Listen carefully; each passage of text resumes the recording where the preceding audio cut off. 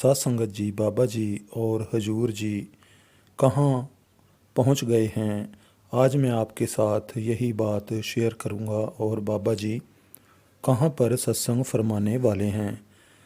सबसे पहले एक ही विनती है कि चैनल को ज़रूर सब्सक्राइब करें और बेल आइकन को भी ज़रूर प्रेस करें जी, और वीडियो को लाइक भी ज़रूर कर दीजिए करें जी। तो साथ संगत जी, बाबा जी ने आज सुबह जो जत्था दर्शन होते हैं वो नहीं दिए थे जी, और बाबा जी और हजूर जी ने दोनों ने ही स्टेज पर दर्शन दिए थे। सत्संग का जो टाइम होता है वो 9 बजे का होता है और आप जी 10 मिनट पहले ही स्टेज पर पहुंच गए थे और संगत को दर्शन दिए थे जी। आप जी ने यह दर्शन 5 मिनट के लिए दिए थे और साथ में हजूर जी भी थे। दर्शन देने के बाद आप जी सीधा एयरपोर्ट की तरफ निकल गए थे जी, और बाबा जी वहाँ पर लगभग 9:05 पर फ़्लाइट पर पहुँच गए थे और लगभग 2 घंटे का सफ़र कर कर आप जी अहमदाबाद पहुँच गए जी। आज मैं आपके साथ वो साखी शेयर करूँगा कि वहाँ पर सेंटर के अंदर बाबा जी की मर्ज़ी के बिना कोई भी पत्ता नहीं हिल सकता। वहाँ पर कोई भी अगर कंस्ट्रक्शन का काम होना होता है तो बाबा जी की दया से ही होता है। अब यह साखी आप बिल्कुल ध्यान से सुने जी। सत्संगत जी, आपको याद ही होगा कि जब बाबा जी जलंधर गए थे तो बाबा जी ने एक सेंटर के कामकाज के लिए इशारा किया था।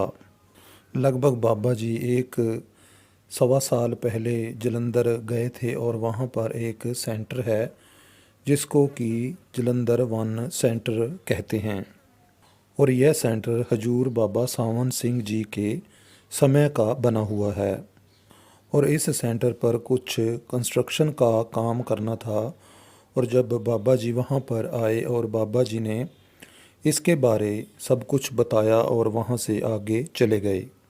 और जब बाबा जी वहाँ से फ्री होकर वापस डेरे के लिए आ रहे थे तो रास्ते में एक और सेंटर पड़ता है जिसको सेंटर 8 जलंधर सेंटर 8 बोलते हैं।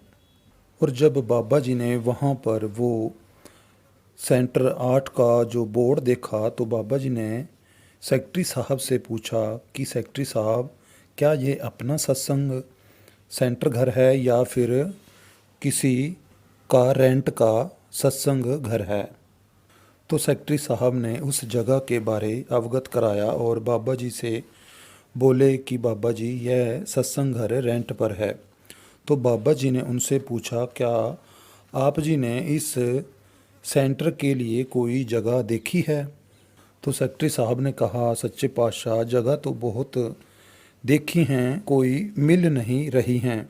तो बाबा जी ने उनसे पूछा, क्या कोई और जगह नहीं है। तो उन्होंने कहा कि इस मंडी की बैक साइड में जो जगह है वहाँ पर कोई हमें जगह मिल सकती है। तो बाबा जी ने कहा कि चलो मुझे वो जगह दिखा कर लाओ।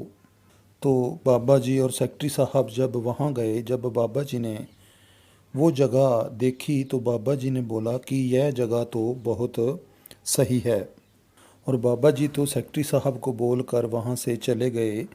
लेकिन जब सेक्रेटरी साहब ने उस जगह के मालिक से बात की तो उसने उस जगह के बहुत पैसे मांगे। तो सेक्रेटरी साहब ने उसके साथ वाले प्लाट की बात कही। इस तरह पूछते पूछते सारा काम ही रह गया क्योंकि वो बहुत ज़्यादा पैसे मांगने लग गए थे। तो इसी तरह बात वहीं रुक गई।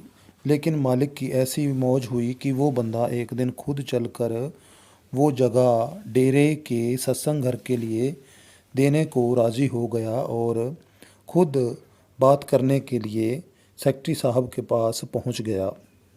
और जो जगह के लिए बाबा जी ने इशारा किया था वो जगह फाइनल हो गई। जैसे तैसे उनको पैसे दिए गए और जगह वो डेरे के सत्संग घर के लिए मिल गई। तो वो जगह नया सत्संग घर सेंटर 8 जलंधर सेंटर 8 बन रहा है जी। पहले तो इस सेंटर घर के लिए जगह ही नहीं मिल रही थी, लेकिन जब मालिक मौज में आया तो उसके लिए यह जगह मिल गई और इस जगह पर कंस्ट्रक्शन का कामकाज चल रहा है और इसकी एक पिक्चर भी आपके साथ शेयर की गई है जी, जो कि आप थंबनेल के ऊपर ही पहले देख चुके होंगे जी। इस तरह इस पर बहुत ही कंस्ट्रक्शन का काम तेज़ी से चल रहा है और बहुत जल्दी यहाँ पर फिर सत्संग हुआ करेंगे जी।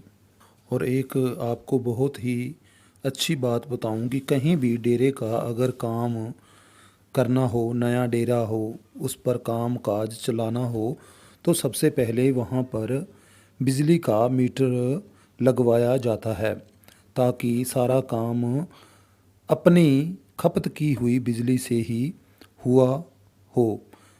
इस तरह नहीं कि बिजली को चोरी कर लिया जाए या फिर गलत तरीके से उसका इस्तेमाल किया जाए। डेरा जो भी काम करता है वो एक नंबर में करता है। बाबा जी की दया मेहर से डेरे का, चाहे किसी भी डेरे का कोई भी काम काज क्यों ना हो, सारा एक नंबर में ही किया जाता है।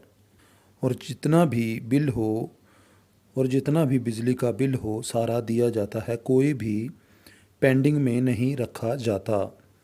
डेरे की हर मैनेजमेंट बड़ी ही सोच समझकर चलती है, कोई भी गलत काम नहीं किया जाता।